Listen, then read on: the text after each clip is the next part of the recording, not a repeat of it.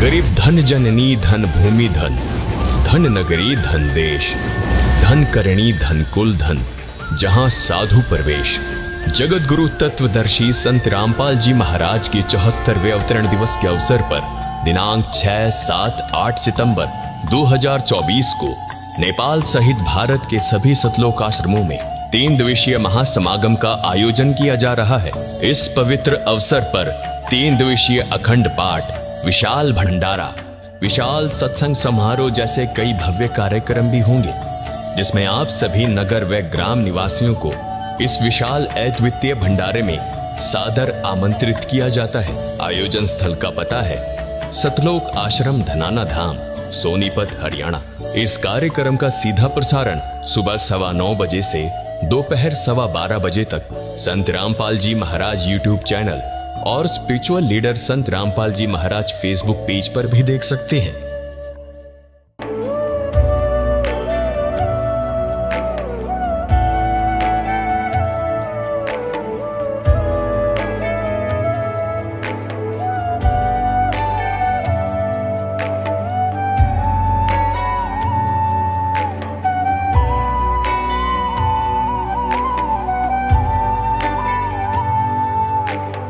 कौन ब्रह्मा का पिता है, कौन विष्णु की मां, शंकर का दादा कौन है, हमको दे बता। ये जानने के लिए कृपया सुनिए जगत गुरु तत्वदर्शी संत रामपाल जी महाराज के अमृत वचन, सर्व पवित्र धर्मों के पवित्र शास्त्रों के आधार पर। परमात्मा कहते हैं, तेरी क्या बुनियाद प्राणी, तू पेंडा पंथ पकड़े। वो पेंडा माने वो मार्ग, कौन सा मार्ग जिससे ये 84 लाख योनियों की ये बर्मणा, ये कष्ट, जन्म और मृत्यु समाप्त हो जा। उस मार्ग को पकड़। उसके लिए श्रीमद् भगवत गीता अध्याय नंबर 4 के श्लोक नंबर 32 में कहा है कि अर्जुन, जो मैंने अभी आपको ज्ञान सुनाया, अध्याय नंबर 4 के श्लोक 25 से लेकर 30 तक, जिसमें कहा गया है कि कोई तो देवताओं की पूजा करते हैं और कोई हवन यज्ञ ही करके संतुष्ट है, और कोई योग अभ्यास करता है, कोई तीक्ष्ण अहिंसावादी व्रत रखता है, जैसे मुख पर पट्टी बांधकर नंगे पैरों घूमते हैं कि कोई जीव हिंसा ना हो जाए, और कोई स्वाध्याय करते हैं, जैसे कोई गीता जी का पाठ करता है, तो कोई वेदों के कुछ श्लोकों का, मंत्रों का डेली स्वाध्याय करता है। तो इस प्रकार की जितनी भी क्रियाएं हैं, जो भी कर रहा है, वो अपनी क्रियाओं को सत्य मानकर कर रहा है। यदि उसको पता लग जाए कि ये शास्त्र अनुकूल नहीं है, तो त्याग देगा वो तुरंत। इसलिए श्रीमद् भगवत गीता अध्याय नंबर 4 के श्लोक नंबर 32 में कहा कि अर्जुन, इन धार्मिक यज्ञों यानी धार्मिक अनुष्ठानों की जानकारी सच्चिदानंद घनब्रह्म की वाणी में विस्तार के साथ कहा है, और उस परमात्मा ने अपने मुख कमल से आकर बोली है। उस सच्चिदानंद घनब्रह्म की वाणी में यज्ञों की जानकारी, यज्ञ माने धार्मिक अनुष्ठानों की, क्रियाओं की जानकारी विस्तार के साथ कही गई है। वो तत्व ज्ञान है। चौथे अध्याय के 33वें श्लोक में कहा कि अर्जुन, इस द्रव्य में यज्ञ की अपेक्षा ज्ञान यज्ञ श्रेष्ठ है। द्रव्य यज्ञ क्या होता है? जैसे देखा देखी कहीं भंडारे कर दिए, गंगा के किनारे कहीं कंबल बांट दिए, कहीं और क्रियाएं, जैसे कोई धर्मशाला बनवा दी।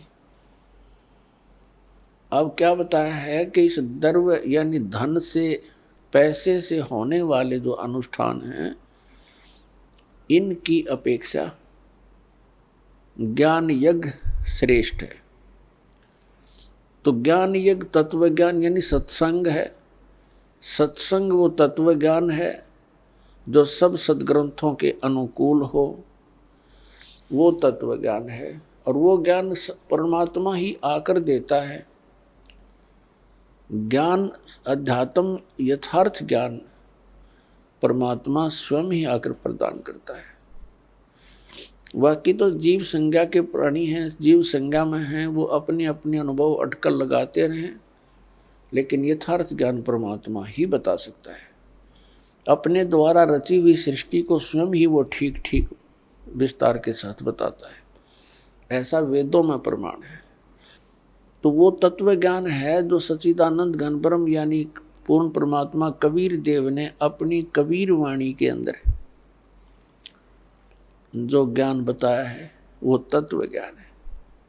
गीता ज्ञान दाता चौथे अध्याय के 34वें श्लोक में कहता है कि अर्जुन, उस तत्व ज्ञान को जो सच्चिदानंद घन ब्रह्म की वाणी है, यानी उस परमात्मा द्वारा बताया गया वो तत्व ज्ञान है, उसको तू तत्वदर्शी संतों के पास जाकर समझ। उनको दंडवत प्रणाम करने से, कपट छोड़कर उनकी सेवा करने से वो तत्वदर्शी संत तुझे परमात्म तत्व का ज्ञान कराएंगे। इससे ये सिद्ध हुआ कि गीता ज्ञान दाता भी उस तत्व ज्ञान से अपरिचित है। अन्यथा ये कहने की आवश्यकता नहीं थी कि उस ज्ञान को तू तत्वदर्शी संतों के पास जाकर समझ। जब गीता जी के 18 अध्याय बोले तो एक अध्याय और बता देता, जैसे इनको ज्ञान होता था, इसको ज्ञान नहीं। तो पुण्यात्माओं 15वें अध्याय के एक मंत्र में यानी एक श्लोक में गीता जी में उस तत्वदर्शी संत की पहचान बताई है कि उल्टे लटके हुए संसार रूपी वृक्ष को जो संत विस्तार के साथ जानता है, ये उल्टा लटका हुआ एक पीपल का वृक्ष, संसार रूपी पीपल का वृक्ष जानो अर्जुन, ऊपर को जड़ है, नीचे को तीनों गुण रूपी शाखा है। और जो संत इस उल्टे लटके हुए संसार रूपी वृक्ष के सभी छंद, सभी विभागों को बता देगा, स वेदवित वह तत्वदर्शी संत है। पुण्यात्माओं, जब तक सत्संग नहीं मिलेगा इस प्राणी को, तब तक ये ऐसे ही इस जन्म और मृत्यु के दीर्घ रोग से ग्रस्त रहेगा। और सत्संग केवल परमात्मा ही बता सकते हैं। वो परमात्मा 600 वर्ष पहले आकर के हमें सत्संग बताया करते थे, ज्ञान दिया करते थे उस अपनी अमृत वाणी से, सच्चिदानंद घन ब्रह्म की वाणी से। तो उस समय हम स्वीकार नहीं कर सके क्योंकि हम अशिक्षित थे। और जो एक ब्राह्मण वर्ग शिक्षा का अधिकारी था, उनकी बुद्धि वहां तक पहुंच नहीं पाई क्योंकि वो काल भगवान से प्रेरित रहे और परमात्मा का विरोध करवा दिया, ये कहकर कि कबीर अशिक्षित है, ये संस्कृत भाषा नहीं जानता है, ये ऊट पटांग बोल रहा है, ये झूठ बोल रहा है। परमात्मा कहा करते थे, गुण तीनों की भक्ति में ये भूल पड़ो संसार, कहें कबीर निज नाम बिना कैसे उतरो पार। तीन देव की जो करते भक्ति, उनकी कदे ना होवे मुक्ति। आज से लगभग 600 वर्ष पहले ये शब्द बोलना कि तीन देवता ब्रह्मा विष्णु महेश जी की जो भक्ति करते हैं उनका कभी मोक्ष नहीं हो सकता,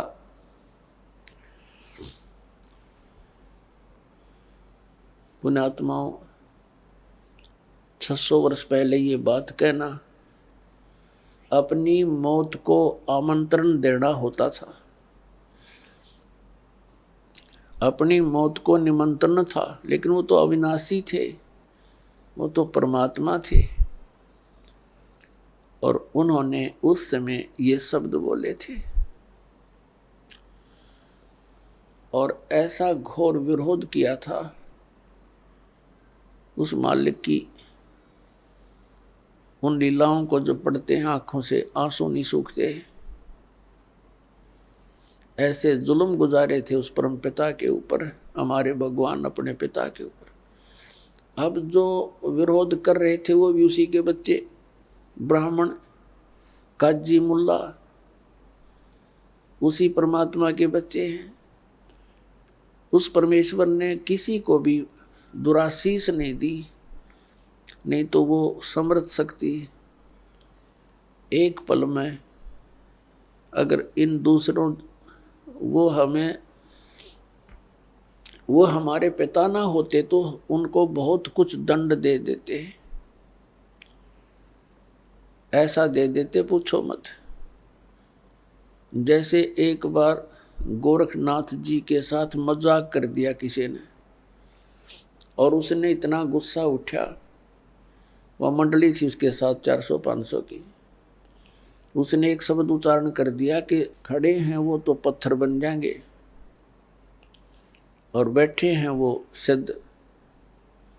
खड़े ज़्यादा थे, बैठे थोड़े, तो खड़े जितने खड़े थे वो सब पत्थर की मूर्तियां बन गई। तो ये तो समर्थ हैं, कुछ भी कर सकते थे, लेकिन अपना पिता अपने बच्चों का अहित नहीं कर सकता, चाहे उसको वो कुछ भी कितना दुखी कर ले। इसलिए उस परमेश्वर ने किसी को दुराशीष नहीं दिया, कोई श्राप नहीं दिया, क्योंकि वो समर्थ थे। उनको मालूम है कि ये मेरे ही बच्चे काल की भांग पी के मेरे शत्रु बन गए। उसमें अपनी समर्थता का प्रमाण दिया। इसी सत्य कहने के कारण उस परमात्मा को जेरे कुएं में डाल दिया। एक बहुत पहले 200-200 फुट नीचे गहरा जल होता था कुओं में, और जेरा कुआं वो होता था जो नीचे से उसका पानी खत्म हो जाता था और काफी गहरा हो जाता था। उसमें डाल दिया। ऊपर से झाड़, बोझड़े, कांटेदार छड़े, कंकर, पत्थर, रेत से भर दिया। एक शेख तकी नाम के एक जलील व्यक्ति ने, वो मुसलमान था, मुसलमान राजा, दिल्ली का बादशाह सिकंदर लोदी था, और शेख तकी उसका धार्मिक पीर था, सिकंदर लोदी राजा का। मुसलमानों को इकट्ठा कर लेता था, राजा के सामने नारे लगवा देता था, राजा पब्लिक को देखकर घबरा जाता था, और फिर वो मनमानी सजा दिया करते थे। कबीर परमात्मा कुएं में डाल दिया, भर दिया पूरा, और कुछ देर के बाद वो गए सिकंदर लोधी के पास। परमात्मा कबीर देव जी राजा के पास उनके महल में एक कमरे में विराजमान मिले, क्योंकि वो समर्थ थे, वो पूर्ण ब्रह्म हैं, वो समर्थ हैं। लेकिन उनकी लीलाओं को देखा जाता है, पढ़ते हैं तब रोंगटे खड़े हो जाते हैं। हमारे पिता हमारे हित के लिए आए थे, हम उनके शत्रु बन गए। तो उस समय हम अशिक्षित थे। अब परमात्मा ने सबसे पहले ये रजा बख्शी, हमें शिक्षित करवाया। पुण्यात्माओं 5500 वर्ष तो कलयुग बीत गया, और उससे पहले जालिए कितना समय 3 युग गए। केवल एक ब्राह्मण वर्ग ही शिक्षा का अधिकारी था और कोई शिक्षा नहीं ग्रहण करता था, क्योंकि यह शिक्षा अच्छी नहीं है, यह बेईमान बनाती है प्राणी को। ये पाप करने से फिर हिचकता नहीं है व्यक्ति। यह शिक्षा गई ब्राह्मण समाज में। इस शिक्षा को इन्होंने रोजी रोटी का धंधा ही बना लिया और पाप के भागी बनने लगे। अब शिक्षा आ गई सब समाज में। कितने चतुर बन गए हम भले ही ऊपर से कितने शिष्ट नजर आते हों, सुंदर कपड़े पहन के, बढ़िया कोई ठिकार लेके, अंदर से कति खोखे और खोखले हुए पड़े हम। हमारे विचार वो नहीं रहे जो हमारे दादे और परदादा के हम देखा करते थे। कितनी इंसानियत थी उनके अंदर। अब पुण्यात्मा, हम जैसे वर्तमान के मानव से भी हमारा पाला पड़ा है, और आज से 55 वर्ष 50 वर्ष पहले जब हम कुछ जानने योग्य हुए, वो समय भी हमने देखा है। उस समय में और आज में दिन और रात का अंतर हो गया। इतनी गिरावट आ गई हमारी मानसिकता के अंदर, हमारे शिष्टाचार के अंदर। इसका कारण ये शिक्षा ही है। आप ऑफिस में जाते हो, किसी भी कार्यालय में, वहाँ भी इंसान है। बाहर पंक्ति में खड़ा वो भी इंसान है। कोई दया धर्म नाम की चीज़ नहीं रह रही। खाएं जाओ धक्के, गिड़गिड़ाएं जाओ उनके सामने, रहम रहा नहीं। 10 रुपये दे दे तो काम कर दे, नहीं तो खाओ धक्के। तो ये जलालत हमको किसने सिखाई? इस शिक्षा ने सिखा दी। और क्या करते हैं फिर उस पैसे का? हम कोठी बनाते हैं, बंगला बनाते हैं, कार खरीदते हैं, और फिर घर में कोई ना कोई ऐसी समस्या, कोई दुर्घटना हो जाती है, कोई बीमारी लग जाती है। उस सारे पैसे को फिर हम ऐसे ही, वो पैसा तो रहता नहीं, व्यर्थ हो जाता है। कोठी बना दी, मृत्यु होगी, आप गधा बनकर कुम्हार के घर मिट्टी ढो रहा है और कोठी वहाँ खड़ी है, चाट ले उस कोठी को। तो पुण्यात्मा, इस ज्ञान से हम इस माया से वापस होंगे, क्योंकि ये माया दुश्मन है हमारी। और इस माया का हम प्रयोग कहाँ करते हैं? हमने परंपराएं गलत बना ली। विवाह करते समय पूरा ड्रामा कर बैठते हैं। पता नहीं किस किस प्रकार से हम अपने इन क्रियाओं को जो एक सिंपल वे से करनी चाहिए थी, हम ड्रामा बना रहे हैं। विवाह करते हैं, लड़के वाला खुशी मनाते हैं, लड़की का विवाह होता है, डीजे बजते हैं। अरे ब्याह 2 बच्चों का होना है और परमात्मा ने कर रखा होता है, क्योंकि संयोग भगवान ही जोड़ के भेजता है, जीव नहीं जोड़ सकता, या भूल है इसकी। तो अपने सिंपल से वे से ब्याह करे, बच्चों का नाता ही तो जोड़ना है, वचन से जुड़ता है। ठीक है भी, हमारे आपका बेटा पसंद है, वो कह दे भी हमारे आपकी लड़की पसंद है, दोनों बच्चों का विवाह मंजूर हुआ ना, हो गया ब्याह। और इसमें क्या देर लगे थी? अब हमने देखा, समाचार पत्र में पढ़ा, पहले दिन डीजे बजा रहे हैं, लड़के का विवाह था, बहनें भी डांस कर रही हैं, माँ भी डांस कर रही है, गली में खड़े होकर। और सब कंजर हो गए हम, इंसानियत भूल गए कति। अगले दिन क्या होता है कि विवाह के लिए जा रही थी बारात, रास्ते में दुल्हे वाली कार टकरा गई एक ट्रेल लेते हैं, दूल्हा मर गया, साथ में और बैठे थे 6-7, वो मर गए। पहले दिन तो खुशी मना रहे थे, अगले दिन टक्कर मार कर रो रहे हैं। तो इस काल के लोक में और हम बकवाद करें, इसलिए कर रहे हैं क्योंकि हमने भांग पी रखी है, नशा हो रहा है हमारे। नशा उतर जाएगा जब ये चीज़ आपने ऐसी दुश्मन दिखाई देंगी जो ड्रामा हम करते हैं। एक समय नानक साहिब जी के पास भक्त कोई व्यक्ति चले गए और कहा, महाराज जी आप ऐसे रहते हो खोए खोए से, आप कभी खुश नजर नहीं आते, आपका चेहरा ऐसा रहता है जैसे महादुखी प्राणी होया करे, और आप तो महापुरुष हो, आपको काहे की टेंशन है। तब नानक साहिब जी ने कहा, भी ना जाने काल की कर डारे, और किस विध ढल जा पास आवे, और जिन आते सरते मौत खुड़क दी, उन्होंने केड़ा हंसावे।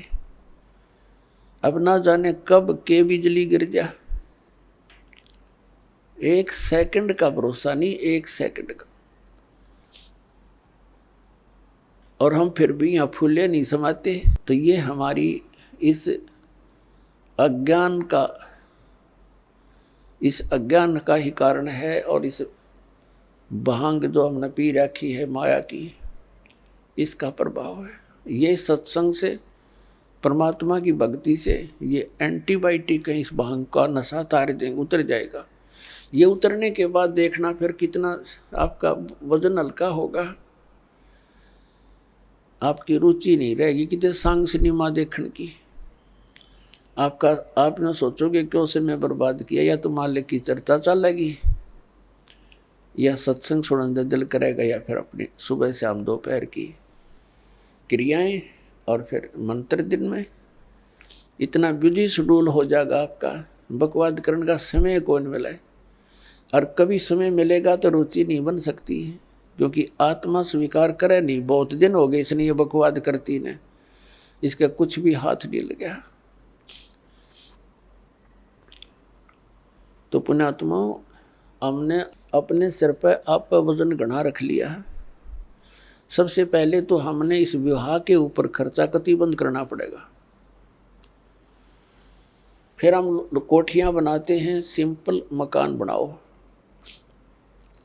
ठीक है। जिसके पास 2 पैसे हैं वो भी अपना हिसाब का ही मकान बनावे, लोग दिखावा नहीं करें।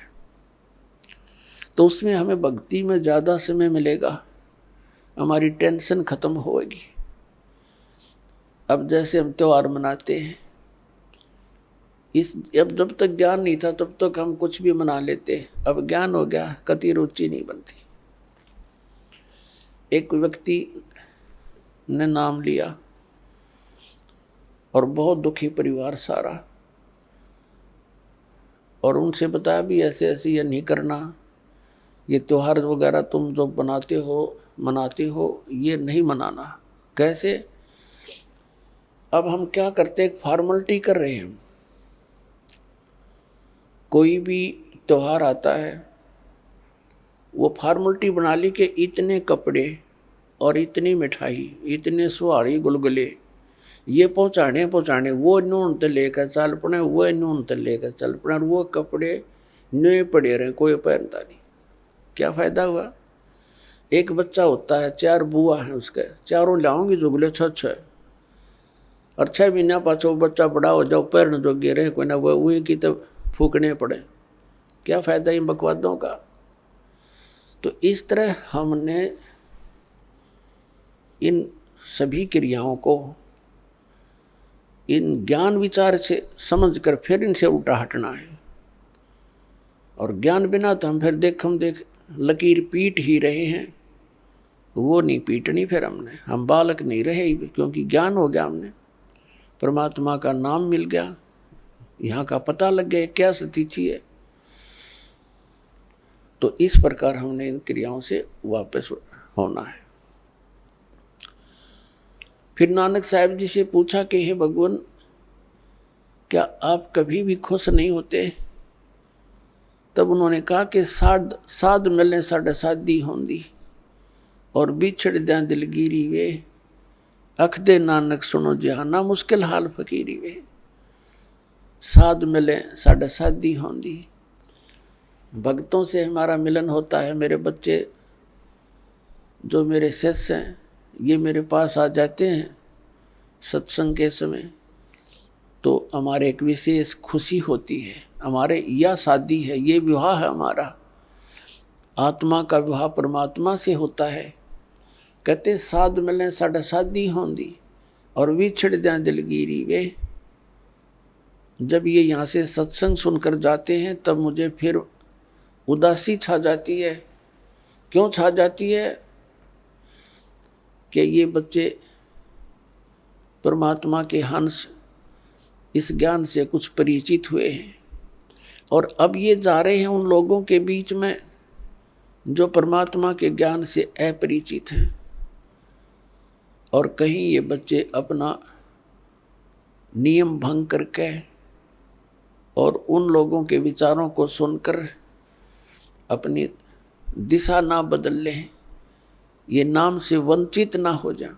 और जब ये वापस आ जाते हैं एज इट इज, तो मुझे खुशी होती है कि मेरी फसल में कीड़ा नहीं लगा।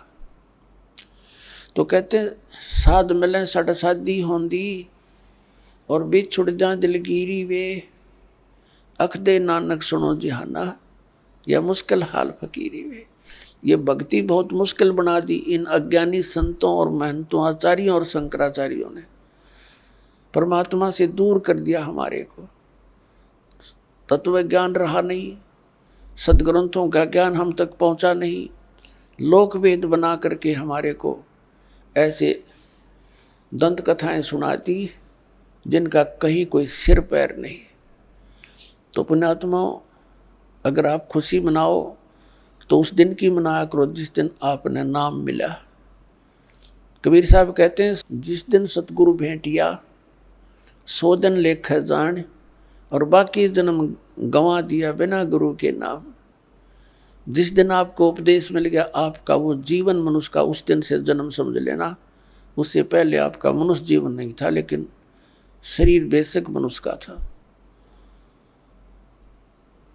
जा दिन सतगुरु भेंटिए सो दिन लेख जान, बाकी समय व्यर्थ गया तेरा बिना गुरु के नाम। तो पुण्यात्माओं, परमात्मा की कृपा से आपको ये सत्संग मिला है, तो सबसे पहले मालिक ने हमारे को शिक्षा देनी पड़ी, और इस शिक्षा के बिना हम भगवान को पहचान नहीं सके थे।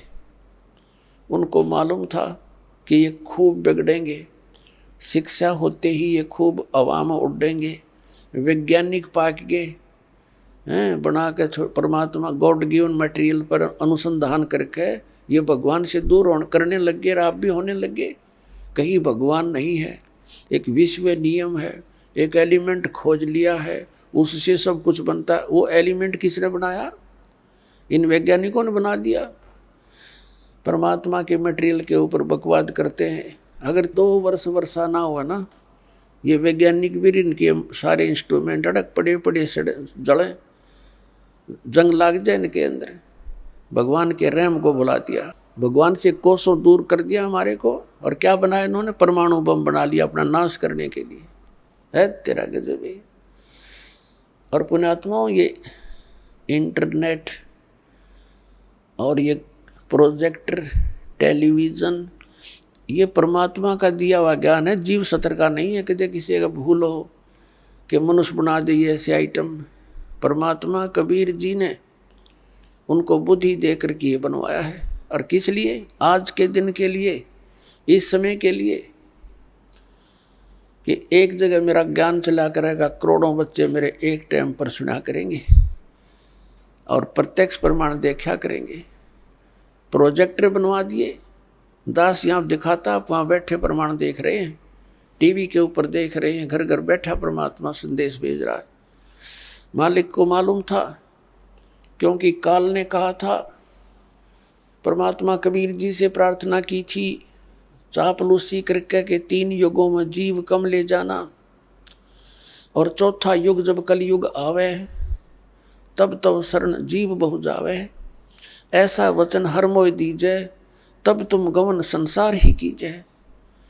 परमात्मा के चरण पकड़ के वचनबद्ध कर लिया था कि 3 युगों में जीव वापस कम ले जाना, और चौथा युग जब कलयुग आवे तब तब शरण जीव बहु जावे। फिर वैसे गणे कितने ले जिए चौथे युग में। तो परमात्मा ने कहा था ठीक है, मैं वचनबद्ध हुआ और चौथे युग कलयुग में जीव ले जाऊंगा। तब एकदम जब देख लिया ना वचनबद्ध हो गए, उसी समय आंखें पलट ली भस्मासुर की तरह, और कहने लगा बेशक कलयुग में तुम आ जाना, कलयुग में ऐसे कर दूंगा इन प्राणियों को कि ये भक्ति योग्य नहीं रहेंगे, इनके इतने मलिन आत्मा कर दूंगा। और मंदिर मस्जिद और छोटी तीर्थों पर इनके ऊपर धामों के ऊपर आश्रित कर दूंगा और देवी देवताओं की पूजा पर इनको आरूढ़ कर दूंगा। आपकी कोई भी बात नहीं सुनेगा और आ जाना। बेशक कहा था, जोग जीत जाओ संसारा, जीव न माने कहा तुम्हारा, जीव तुम्हारा कहा न माने, हमारी ओढ़ हो बाद बखाने। ऐसे उल्टे पाठ पढ़वा दूंगा अपने नकली दूध बेच के कि तुम्हारे साथ तुम्हारे ही बच्चे वाद विवाद क्या करेंगे मेरी और मेरा पक्ष में हो करके।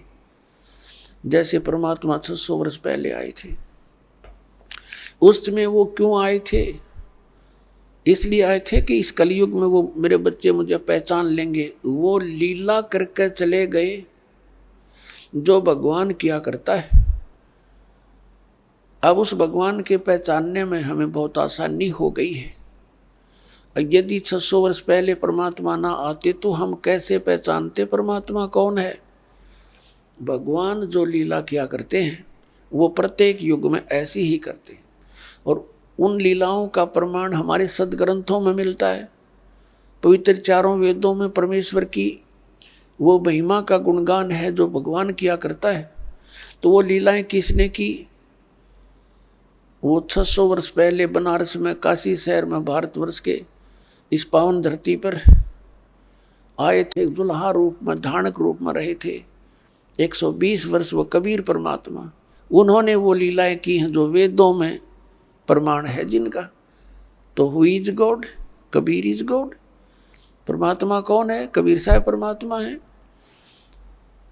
और परमेश्वर ने 600 वर्ष पहले कहा था, वेद मेरा भेद है, मैं ना वेदन के माही, और जौन वेद से मैं मिलूं ये वेद जानते नहीं।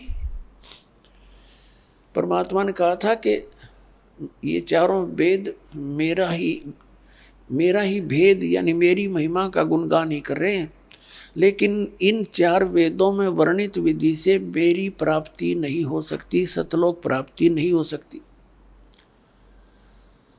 अमरलोक प्राप्ति नहीं हो सकती। इनमें पूजा की विधि नहीं है वो जो सतलोक जा सके हम। तो उसकी पूर्ति करने के लिए परमात्मा स्वयं आते प्रत्येक युग में और अपने मुख कमल से वाणी बोलते हैं। चारों युग में संत पुकारे, कूक कहा हम हेल रे, हीरे माणक मोती बरसे, ये जग चुभता ढेल रे। कबीर परमात्मा कहते हैं, चारों युग में मेरे संत पुकारे, जिनको परमात्मा मिले, सतलोक लेकर गए, उनको फिर वापस पृथ्वी पर अपने गवाह बना कर छोड़ा।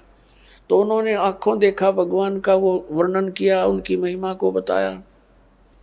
उसके विषय में परमात्मा कहते हैं, चारों युग में संत पुकारे, कूक कहा हम हेल रे, हीरे माणक मोती बरसे, ये जग चुभता ढेल रे।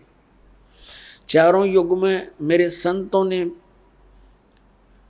यही गुणगान किए, आंखों देखा मेरे को, और मैंने भी आकर के ऊंचे ऊंचे स्वर में कहीं भी खड़े हो गए मदारी की तरह, एक तारा हाथ में लेके अपनी पवित्र वाणी से, अमृत वाणी से वहाँ वर्षा करने लगे अपने ज्ञान की। और यही तरीके थे, सैकड़ों व्यक्ति इकट्ठे हो जाते थे, परमात्मा की उस अमृत वाणी को सुनकर गदगद हो जाते थे। परमात्मा के मुख से बोली हुई वाणी भी जितने भी वहाँ उपस्थित लोग सुना करते थे, उनके बहुत से पापों का वो नाश हो जाता था। यानी वो अपने बच्चों को फिर से भक्ति से परिपूर्ण करने के लिए आते रहते हैं, ताकि इनमें आस्था भगवान की बनी रहे। और काल ये चाहता है कि ये नास्तिक हो जाएं, इनको कोई भी आध्यात्मिक लाभ ना हो ऐसी भक्ति विधि प्रवेश करवा दी संसार में।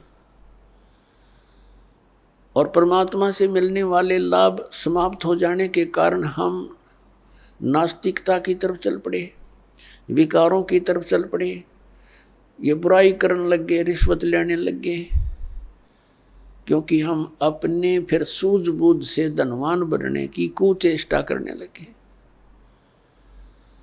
और जिसका परिणाम ये निकला, हम नास्तिक होते जा रहे हैं और दूने दुखी हो गए। जैसे कोई व्यक्ति 2 नंबर से पैसे इकट्ठे करता है, कोई मिलावट करता है, कोई रिश्वत लेता है, या कोई किसी को धोखा दे करके पैसे इकट्ठे करता है, तो उसके लिए वो विष का काम करेंगे। अब एक व्यक्ति बता रहा था, उसका इकलौता पुत्र बीमार हो गया। पहले तो देश अपने लोकल डॉक्टरों को दिखाते रहे, कभी आराम हो जाए, कभी फिर हो जाए। फिर ऐसे ही साधु संतों के चक्कर में पड़ गए। फिर लास्ट में जब बिल्कुल वो एट द डेथ हो गया, मरने को हुआ, तो उसको फिर पीजीआई ले गए, वो ऑल इंडिया इंस्टीट्यूट दिल्ली लेकर गए। उसकी दोनों किडनी फेल होगी। किडनियों का ऑपरेशन हो गया, किसी रिश्तेदार ने दे दुआ दिए हुए। तो फिर क्या हुआ, वो लड़का स्वस्थ हो गया। पैसे लग गए लगभग 3 लाख से ऊपर। आज से लगभग 30 वर्ष पूर्व की बातें हैं। उस समय 3 लाख की बहुत की, आज के तो 30 लाख और उस समय के 3 लाख, इतना वो था, अंतर है अब की। उस समय जो पैसे की वैल्यू थी। तो उसने क्या बताया कि मेरा लड़का स्वस्थ हो गया और पैसा इतना लग गया कि कर्जा हो गया। शादी विवाह की तैयारी कर रखी थी।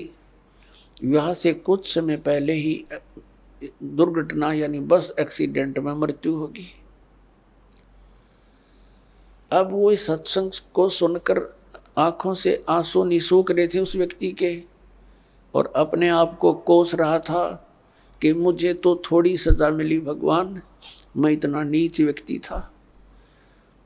अपने बच्चे को सुखी करने के लिए, इसको कार और कोठियों में देखने के लिए मैंने इतनी ऐसी गलतियां की कि अब मेरा कलेजा फटकर आता है। 2 लाख रुपए कमाए होंगे 5-10 वर्ष में, 2 नंबर का काम करके। 2 नंबर का काम क्या था कि उस समय ये कैसेट, ये टेप चल रहे थे, टेप रिकॉर्डर से चले थे, और उनकी जो रिफल होती थी वो कैसेट, वो कहता मुझे 2 रुपए में पड़ा करती, सारी थोक का बाला करता तोल के भाव से, और वहाँ बना बना कर नकली और ओरिजिनल कवर के अंदर भर देता था। मुझे 2 रुपए में पड़ा करती वह सारी, और मैं 32 रुपए में बेचा करता। और वो जाते टूट जाती, मेरे पास आते मैं फेंक देता, मैं क्या करूं। और आज मुझे वह सजा सही मिल गई। तो पुण्यात्मा, अब उसको बताया गया, सत्संग में बताया जाता है कि जो पैसा आपने 2 नंबर से कमाया वो पैसा तो रहा नहीं, आपके पास क्या रहा, वो पाप रह गए जो आपना भी भोगने शेष है, और पैसा चला गया। तो पुण्यात्मा, जब आप ज्ञान होगा आपको, ये कोई बालकों की बताई हुई बातें नहीं है, ये गॉड गिवन परमात्मा का दिया हुआ विधान है, उनका बताया हुआ ज्ञान है। ये कोई डूम बाट के गीत नहीं है, किसी ने स्वार्थवश गा रखे होंगे। परमार्थी परमात्मा ने, सतपुरुष कबीर साहब ने आकर ये विधान बताया है कि बच्चों, तुम विष खाना छोड़ दो यदि यहाँ भी सुखी रहना चाहते हो, जब तक तुम्हारा जीवन शेष है। और अनजान बच्चे ही गलतियाँ क्या किया करते हैं, जब समझदार हो जाएगा ना, फिर इसका हाथ नहीं लगा सकते। जैसे छोटा सा बच्चा सर्प को भी पकड़ लेता है और उसको डस देता है, वो मर जाता है। उसको ज्ञान नहीं कि कितना भयंकर जानवर है। और जब वो बड़ा हो जाता है, उसको उस जानवर के बारे में जानकारी हो जाती है कि ये तो बड़ा खूंखार है, इसके निकट भी नहीं जाना चाहिए, तो फिर वो दूर से ही सर्प को देखकर भाग लेगा दूर, औरों को भी कहेगा इधर मत जाना, सर्प है सर्प है। और पहले वो चलते घिसरते घिसरते उसको पकड़ लेता है, क्योंकि उसको पता नहीं, ज्ञान नहीं, ज्ञान बिना डर नहीं होता। तो तत्व ज्ञान से आपको डर बनेगा। फिर उसके बारे में बताया है कि जैसे किरका जहर का रंग होरी हो, कहो कौन तिस खावे राम रंग होरी हो। जैसे विष का यानी जहर का एक कण भी पड़ा हो कहीं पर और ये पता लग जाए ये कण विष का है, कहते उस कण ने भी कौन खावे, किरका छोटा सा कण। और हम बोतल की बोतल पीवा जहर की, यानी कुछ भी ठा जा कोई आंट रही ना। बताओ किसी क्षेत्र में देख ले हाहाकार मची हुई है, किसी भी फील्ड में जाके देख लो, इंसान को संतुष्टि संतोष रहा नहीं। तो यहाँ फिर पता लगेगा कि जैसे किरका जहर का रंग होरी हो, कहो कौन तिस खावे राम रंग होरी हो। यानी हम धन इकट्ठा करते हैं खुशी मनाने के लिए, तो परमात्मा कहते हैं खुशी तो आपको परमात्मा के रंग में रंगे जाओगे ना, तब ये खुशी होगी, होली होगी। आपकी असली होली फिर होगी और रोज होगी आपका होली फिर हुआ। इस प्रकार ये ज्ञान होने से पुण्यात्मा हम बहुत से पापों से वैसे ही बच जाएंगे और फिर परमात्मा पाएंगे। तो पुण्यात्माओं प्रसंग चल रहा है कि परमात्मा की भक्ति ना करने से मानव कितना दुखी हो रहा है। श्रीमद् भगवद गीता अध्याय नंबर 4 के श्लोक नंबर 32 में कहा है कि वो सच्चिदानंद घन ब्रह्म ने अपने मुख कमल से जो ज्ञान दिया है वो तत्व ज्ञान है। वो तत्व ज्ञान है जिससे आपका मोक्ष होगा, सब कर्म बंधनों से मुक्त हो जाएगा। और उस तत्व ज्ञान को मैं नहीं जानता, गीता ज्ञानदाता कहता, तत्वदर्शी संतों से पूछ ले, वो बताएंगे। इसने तो अपना पल्ला झाड़ दिया और 18 अध्याय भी बोल दिए, बात वहीं की वहीं छोड़ दी। फिर उस तत्वदर्शी संत की पहचान बताई है गीता अध्याय नंबर 15 के श्लोक नंबर 1 में श्रीमद् भगवद गीता में, के उल्टे लटके हुए संसार रूपी वृक्ष को, ये संसार रूपी उल्टा लटका हुआ वृक्ष जानो। ऊपर को जो जड़ है वो तो पूर्ण परमात्मा समझ लो, परम अक्षर ब्रह्म सतपुरुष। और ऊपर के लोक जहाँ वो मालिक रहता है वो अमर लोक है, वो सारे मिलकर अमर लोक है वो। लेकिन उसके 4 डिवीजन हैं, एक सतलोक है, दूसरा अलख लोक है, फिर अगम लोक है और चौथा फिर अकह लोक अनामी लोक है। वो सारा अमर अक्षेत्र है, वो शाश्वत स्थान है। और उससे कहते नीचे ऊपर को जड़, नीचे को तीनों गुण रूपी शाखा, रजगुण ब्रह्मा, सतगुण विष्णु, तमगुण शिव जी रूपी शाखा है। अब गीता ज्ञान दाता ने तो सिर्फ इतना बताया है, ऊपर ने तो जड़ है उसकी और नीचे ने तीनों गुण रूपी शाखा है, बाकी सब छोड़ दिया। फिर बताया कि जो इस संसार रूपी वृक्ष के सभी विभाग बतावेगा, सवेदवित, वो तत्वदर्शी संत है। पुण्यात्मा 600 वर्ष पहले परमेश्वर आए थे ये तत्व ज्ञान बताने के लिए, और उस समय उन्होंने क्या बताया था, अक्षर पुरुष एक पेड़ है, सरपुरुष वा की डार, और तीनों देवा शाखा हैं ये पात रूप संसार। अपने द्वारा रची हुई सृष्टि को रचनहार ही बता सकता है। और परमात्मा ने ये भी कहा था, गुण तीनों की भक्ति में ये भूल पड़ो संसार, कहें कबीर निज नाम बिना कैसे उतरो पार। तीन देव की जो करते भक्ति उनकी कबू ना हो वह मुक्ति। अब वो क्या करते सच्चाई और हम न लागी कड़वी, हम अपने पिता के दुश्मन हो गए, उनसे विमुख हो गए और जिसके कारण हम आज तक धक्के यहीं खा रहे हैं। तो पुण्यात्माओं, जिस ज्ञान को न तो गीता ज्ञानदाता जानता और वो ज्ञान परमात्मा ने 600 वर्ष पहले कबीर जी ने बोल कर अपनी अमृतवाणी में लिखवा रखा है, जिसको ये अशिक्षित बतावे थे, तो पुण्यात्माओं ये भी एक विशेष रजादाता की, क्योंकि वो तो परमात्मा है और परमात्मा का कोई भी जो क्रिया है, कोई भी कार्य है, उसमें कोई त्रुटि नहीं हो सकती। यदि उस समय वो दाता ब्राह्मण वर्ग में आ जाते और थोड़ी बहुत कोई संस्कृत भी सीख लेते और ज्ञान यही बता देते, तो हम ये नहीं मान सके थे ये भगवान थे। हमने ना सोचा इनका समझ में आ गई होगी और ब्राह्मणा का ही ना होगी, ये भगवान नहीं है। अब क्लियर हो गया, जो अशिक्षित अक्षर ज्ञान जानता नहीं और वो ज्ञान बता रहा जो वेदों और हमारे पुराणों में लिखा हुआ है। और हमारे ये धर्म गुरु आचार्य शंकराचार्य ब्राह्मण ये ऋषि महर्षि संत और महंत, इनको कख नहीं पता उन पुराणों और वेदों और गीता का। तो who is God? Kabir is God.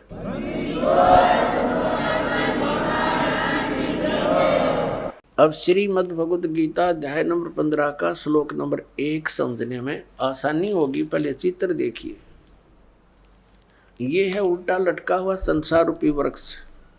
ऊर्ध्व मूलम अधः शाखम अश्वत्थम प्राहु अव्यम छंदासी यस्य प्रणानी। प्रणानी माने पत्ते। छंदासी यस्य प्रणानी ये तम वेद स वेदवित। ये देखिएगा श्रीमद् भगवद गीता, गीता प्रेस गोरखपुर से प्रकाशित है। जयदयाल गोविंद का इसके अनुवादक है। अध्याय नंबर 15 का ये पंचदशो अध्याय 15वां अध्याय है और प्रथम मंत्र है ऊर्ध्व मूलम। ये प्रथम मंत्र है। ऊर्ध्व मूलम अधः शाखम अश्वत्थम प्राहु अव्यम छंदासी यस्य प्रणानी ये तम वेद स वेदवित। वेद माने जानना भी होता है और वेद ये चारों वेदों का भी बोधक है। ऊर्ध्व माने ऊपर को, मूलम माने जड़ और नीच अधः माने नीचे को, शाखाएं। अश्वत्थम प्राहु अव्यम ये संसार रूपी पीपल का वृक्ष अविनाशी कहा गया है। छंदासी यानी इसके विभाग, छंद इसके पत्ते प्रणानी, इसके पत्ते ये जो हैं ये पत्ते आदि इसके विभाग हैं। और ये तम वेद इन सब को जो जानता है स वेदवित, वह वेद के तात्पर्य को जानने वाला है। इनका पढ़िएगा।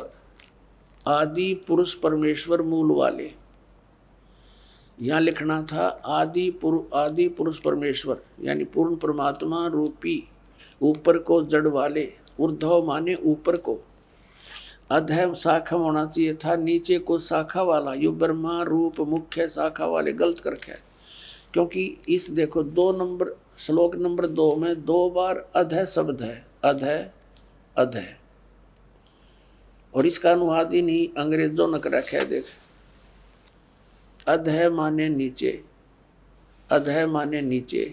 अरे यहाँ भूल गई, यहाँ करके कल्याण वाला। यहाँ लिखना था नीचे शाखम कति सीधा, ऊर्ध्व मूलम ऊपर को मूल वाला और नीचे को शाखा वाला। ये संसार रूपी, इस संसार रूपी पीपल के वृक्ष को अविनाशी कहते हैं। वेद जिसके पत्ते कहे गए, इन छंद माने वेद लिखे हैं। ये देखा कल इनकी छंदासी यानी विभाग हैं जिसके ये पत्ते आदि। और इन सब को, इस संसार रूपी वृक्ष को जो पुरुष मूल सहित यानी जड़ से लेकर पत्तों तक तत्व से जानता है स वेदवित। संस्कृत भी पढ़ लो, यह कोई लंबी चौड़ी बात ना जीवते, हमने ध्यान ना दिया था इसकी ओर। स माने वह है, वेदवित माने वेद के तात्पर्य को जानने वाला। यानी तत्वदर्शी संत है वो, जो इसके सारे विभाग जानता है। तो वो कौन है, किसने बताया ये ज्ञान? कबीर परमेश्वर ने 600 वर्ष पहले, और रामानंद जी को जब उन चारों वेदों का ज्ञाता माना जाता था महर्षि रामानंद जी, और पुराणों को कंठस्थ याद कर रखा था। बाल ब्रह्मचारी और 104 वर्ष का हो गया था डले ढोते ने, जब परमात्मा में लेते और सतलोक दिखाकर वापस छोड़ा था अपनी सतीथि से परिचित करा कर, जब कहा था तुम साहेब तुम संत हो, तुम सतगुरु तुम हंस, गरीब दास तेरे रूप बिना और न दूजा अंश। तुम साहेब तुम संत हो, तुम ही साहेब माने परमात्मा हो, और तुम ही वास्तव में जो आपके अंदर गुण है एक संत, तुम ही वो संत हो, और तुम ही सतगुरु हो। सतगुरु माने सच्चा ज्ञान देने वाले। तो अब देखिएगा, ये उल्टा लटका हुआ संसार रूपी वृक्ष है। परमात्मा ने बताया था अक्सर पुरुष एक पेड़ है जो जमीन से बाहर दिखाई देता है, वो पोर्शन उसको वृक्ष बताते कहा जाता है। ये समझ लो एक वृक्ष है, और ये तना ये अक्षर पुरुष है, इसको परब्रह्म भी बोलते हैं। इतना पोर्शन समझो इस संसार रूपी वृक्ष का, और इसे एक मोटी डार निकली है, वो सरपुरुष है। ये अक्षर पुरुष, ये सरपुरुष, ये सरपुरुष, ये इतना है। इसके फिर 3 शाखा होगी। ये तीनों देवा शाखा हैं भाई, पाते रूप संसार। अक्षर पुरुष एक पेड़ है, निरंजन वाकी डारे। सरपुरुष को निरंजन भी कहते हैं, ज्योति निरंजन काल। सरब्रह्म भी कहते हैं इसको, सरपुरुष भी इसी का, काल ब्रह्म भी। ये तो डार है। और तीनों देवा शाखा हैं भाई, पाते रूप संसार। ये अमृतवाणी परमात्मा की। कबीर अक्षर पुरुष एक पेड़ है, निरंजन कहो, सरपुरुष कहो, वाकी डार, और तीनों देवा शाखा हैं, ये पात रूप संसार। अपने आत्मा परमात्मा कहा करते, 3 देव की जो करते भक्ति, यानी भक्ति का अर्थ होता है इष्ट रूप में मान के उन पर आश्रित हो जाना, उनके अतिरिक्त और किसी की पूजा नहीं करते। यानी इष्ट रूप में मानकर जो साधना की जाती है उसके हम भक्त कहलाते हैं। आइए अब हम उन श्रद्धालुओं के अनुभव जानते हैं जो जगत गुरु तत्वदर्शी संत रामपाल जी महाराज जी से दीक्षा प्राप्त कर चुके हैं तथा उनके द्वारा बताए गए भक्ति मार्ग पर चल रहे हैं। नमस्कार जी। सत साहेब। क्या नाम है जी आपका? सुनीता ठाकुर। कहाँ से हैं जी आप? हम झारखंड गोड्डा जिला ग्राम मालनी से हैं। संत रामपाल जी महाराज से नाम दीक्षा आपने कब ली? संत रामपाल जी महाराज जी से दीक्षा 2021 में ली है। सुनीता जी, आपने क्या क्या भक्ति साधनाएं की हैं अभी तक? शंकर भगवान जी उनको गुरु मानते थे, वही मतलब भक्ति वगैरह उन्हीं की पूजा वगैरह करते थे। तो फिर आप संत रामपाल जी महाराज जी की शरण में कैसे गईं? जब हमने PNB मेटलाइफ में काम करते थे, एजेंसी चैनल इंश्योरेंस सेक्टर में, तो उसी दौरान हमने पॉलिसी के लिए जो बात करने जाते थे, तो एक भगत जी के कहाँ इत्तेफाक से चले गए पॉलिसी के लिए। तो वो भगत जी बोले, जो चीज़ तुम यहाँ लेने आई हो अपनी रोजी रोटी के लिए, वो ऐसा चीज़ हम देना चाहते हैं जिससे कि जीवन का कल्याण हो सकता है। जो चीज़ पाने के लिए हमें ये शरीर मिला है, उसके बारे में तुम जानना चाहोगी। किस देवी देवता को हम पूजते हैं और क्यों नहीं लाभ मिलता है, क्या करें जो मुक्ति का मार्ग मिले, ये सारे धार्मिक ज्ञान वो बताने लगे। वो एक दिन ज्ञान गंगा पुस्तक दिए, जो मैं कभी नहीं पता था कि माँ दुर्गा जो है मांग में सिंदूर लगाती हैं, तो किस देवता के नाम से वो सिंदूर लगाती हैं। भगवान शंकर जी का हम लोग ये मानते थे कि भगवान शंकर जी ही जो है वो, उसके अलावा और आगे कोई भी नहीं है। लेकिन उनके द्वारा मुझे ज्ञान गंगा पुस्तक पढ़ने के बाद पता चला कि ब्रह्मा विष्णु महेश की उत्पत्ति कैसे हुई है, उनके माता पिता कौन हैं, ये ज्ञान जैसे मिला तैसे ही हम भगत जी के पास गए कि आप लोग जहाँ पे जाते हैं, जहाँ सत्संग होता है, हमको वो स्थान बताइए, मुझे वो दीक्षा वहाँ लेना है और उनके शरण में मुझे जल्द से जल्द जाना है, अब हमको लेट नहीं करना है। तो फिर आश्रम गए, वहाँ नियम सारा बताया गया कि ये सब नियम अगर फॉलो कर सकते हैं तो आप दीक्षा ले सकते हैं। तो सारा नियम पढ़ने के बाद संत रामपाल जी महाराज के शरण में आके उनसे दीक्षा लिए हैं। संत रामपाल जी महाराज से नाम दीक्षा लेने के बाद क्या आपको लाभ भी मिले? मैं तो ये मन में लेकर गई थी कि मुझे बहुत कष्ट है, शायद इनके शरण में आएंगे तो कुछ लाभ होगा। शारीरिक कष्ट तो था ही, आर्थिक कष्ट भी था और बहुत सारे छोटे मोटे ऐसे थे कि लगता था कि किस भगवान को पूजे जो सरलता से सारा कुछ जो अपने आप खत्म हो जाए प्रॉब्लम, यही सोच करके वहाँ गए थे। परेशानी तो बहुत थे, लेकिन उस समय मुझे ये ज्ञान था कि यहाँ पे आने के बाद मुझे जरूर कुछ आर्थिक लाभ और शारीरिक लाभ मिलेगा। लेकिन जैसे हम दीक्षा लिए, घर पहुंचे, घर में बहुत सारे टेंशन कचकच होते थे भाई और माँ के बीच में। माँ एक दिन झगड़ा करके बोली कि तुम लोग इतना कचकच कर रहे हो, झगड़ा कर रहे हो, मन तो करता है हम ही मर जाए। मेरा भाई बोला कि माँ तुम क्या मेरे सामने मर के दिखाएगी, आज हम ही तुमको मर के दिखाते हैं। वो मतलब रो के छत पे जा रहा था, मुझे लगा कि वो कुछ दुर्घटना ना कर बैठे, उसके पीछे पीछे हम भी दौड़े। वो गेट बंद किया और अलविदा कहने लगा और तो हम चिल्लाने लगे कि इसे लगता है कुछ ये फांसी वगैरह लगाया है, जल्दी दौड़ो। सब मोहल्ले के लोग ने आके देखा, खिड़की तोड़ा तो देखा कि पंखे में वो फंसरी लगाए, फंदा लगाए हुए लटक रहा है। तो हम अपना बेटा, जो मेरा बेटा 15 साल का था, उसको हम कंधे पे चढ़ा के वेंटिलेटर पे दिखाए। फिर अचानक से याद आया कि संत रामपाल जी महाराज बहुत चमत्कार करते हैं, बहुत लोगों पे दया करते हैं। उनका ख्याल आया और उनसे हम प्रार्थना करने लगे, हे परमात्मा आज मेरे भाई का जान बचा लीजिए। तो ऐसे ही प्रार्थना कर रहे थे, मेरे कंधे पे मेरा बेटा वहाँ वेंटिलेटर से देखा कि मम्मी फंदा टूट गया है, मामा गिरे हैं। फिर 5 मिनट के बाद सब रोने लगा कि पता नहीं क्या हुआ है। 5 मिनट के बाद वो लड़का स्वतः गेट खोला और सभी ने देखा कि वो होश में आया है। सिर्फ उसका गर्दन में ब्लड जाम हुआ था और फिर डॉक्टर के पास लेके गए। आज मेरा भाई ठीक है, संत रामपाल जी की कृपा से मेरा भाई ठीक है। दूसरा लाभ, मेरे पेट में पथरी था और पथरी 10 mm का था। डॉक्टर बोला था कि ऑपरेशन कराना है, लेकिन मुझे परमात्मा पे पूरा पूर्ण भरोसा था कि वो सबका दुख हरते हैं तो मेरा भी दुख हरेंगे।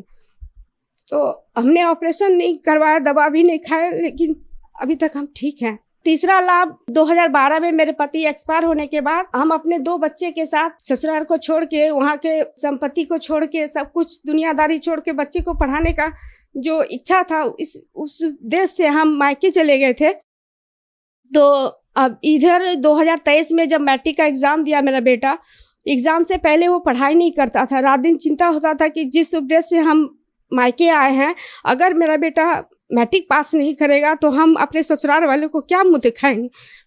हम आश्रम जाते थे, रोते थे गुरुजी के पास, गुरुजी वो तो पढ़ाई नहीं कर रहा है, लेकिन कृपया उस पर दया करिएगा। भगवान की कृपा से आज वो पास हो गया है और मेरी बेटी 82% मार्क्स लाई है। दोनों बच्चा मेरा मैट्रिक पास कर गया। आर्थिक स्थिति ये थी कि बच्चा बहुत ही उद्दंड था, उसको पढ़ाने के लिए हम जॉब में थे, लेकिन इंश्योरेंस सेक्टर में जब तक हम काम नहीं करेंगे तो हमें सैलरी या फिर इंसेंटिव मिलता है वो नहीं मिल पाता था, सिर्फ थोड़ा बहुत आता था पैसा। तो स्कूल का फी भरने के लिए लोन वगैरह लेना पड़ता था। तो लोन कैसे रिकवर हम किए, वो परमात्मा की बहुत बड़ी कृपा थी। बेटा जन्म से ही साइनस की प्रॉब्लम था, सांस की प्रॉब्लम था, जिसको कि ऑक्सीजन कभी कभी चढ़ाना पड़ता था। 1.5 साल से वो स्वस्थ है, वो प्रॉब्लम उसमें नहीं आ रहा, जो कि जन्म के बाद से ही हर 2 महीने के बाद जो है डॉक्टर के पास जाना पड़ता था।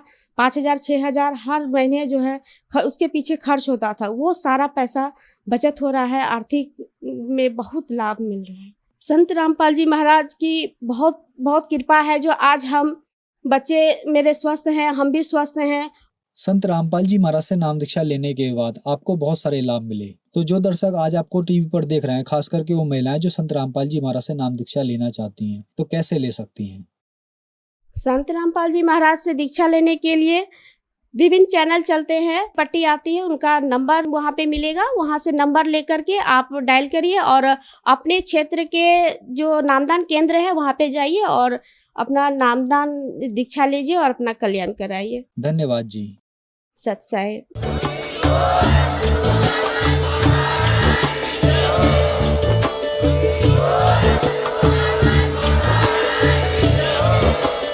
आप सुन रहे थे जगत गुरु तत्वदर्शी संत रामपाल जी महाराज जी के मंगल प्रवचन। अधिक जानकारी के लिए विजिट कीजिए हमारी वेबसाइट www.jagatgururampalji.org। संत रामपाल जी महाराज जी के शुभ आशीर्वाद से पूरे विश्व भर में 500 से भी ज्यादा नाम दीक्षा केंद्र हैं, जिन पर संत रामपाल जी महाराज जी द्वारा ऑनलाइन निशुल्क नाम दीक्षा दी जा रही है। अपने नजदीकी नाम दीक्षा केंद्र का पता करने के लिए संपर्क करें 8222880541।